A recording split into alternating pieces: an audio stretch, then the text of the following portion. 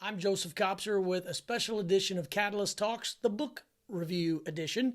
Sunday afternoon seemed to be the time when I finally get a chance to actually read stuff. Last week I posted about what I'm reading, what's on my nightstand or my ebook or my Blinkist, and I asked you all for your recommendations, especially because I wanted to diversify a lot more of what I'm reading. And it was Scott, and Scott, thank you very much for recommending Grit by Angela Duckworth. So I've heard Angela on numerous podcasts. I just think what she's doing is fabulous.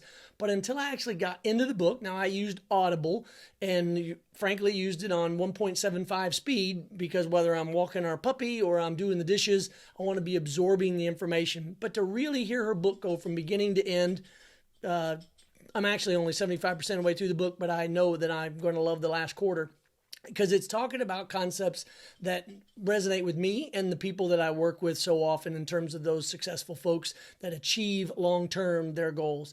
First of all, this idea of grit, it's the fact that if you stick to it, that persistence enables you to overcome where sometimes people think it's a matter of talent. Angela points out very nicely through her research that it has to do more with persistence. Some people can and some people can't. The good news is, as she breaks down in the first part of the book how grit works, the more important part is the second part of the book on how you can actually increase your grit to be able to increase your capacity to persist to finish through. There's a couple of points in the book that I absolutely love. It's that distinction between a job, a career, and a calling. I talk a lot about following your passion if there's something that you believe in. The phrase I use is the Saturday morning test, which is whatever you're doing on a Saturday morning is probably what you want to be doing your whole life because there's nobody telling you have to do it.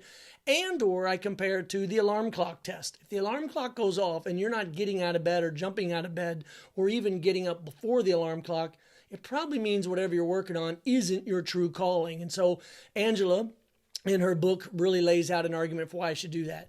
The other thing I thought was fascinating in the book is the concept of the fragile perfect, meaning these people that have been so good at so many things that the first time they reach adversity or failure, they just quit.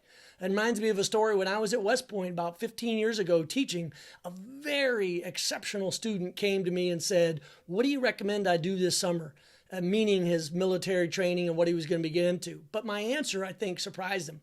My answer to him was, "I hope you actually fail this summer." And he looked at me like, "What?" And the reason why I said that is he is so, or at that time, was so used to success that it was probably going to do him some good to feel a little bit of failure. Sure enough, he actually failed out of air assault school. He ate a piece of humble pie and came back and he said exactly what I was hoping, which is he gets it. He understands that not everybody can achieve success on the first go round, and it's that persistence to see it through. And then the last part of the book that I find to be fascinating is the fact that in it, she's not only talking about personal development, professional development, like we read in most books, but she also gets into parental development, meaning what we as parents and teachers can do to be able to set the conditions between being strict and full of tough love and a permissive environment in which to be able to explore your dreams, explore your success.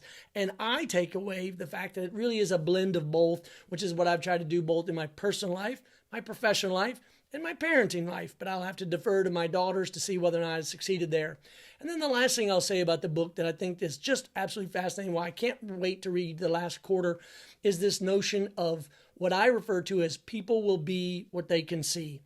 The role models that you see in life, the parents, the coaches, the teachers, the mentors, they are who help provide the inspiration to be able to allow people to find out what their passion and ultimately their calling might be. And if nothing more, you're just role modeling the good behaviors of how people are to be treated.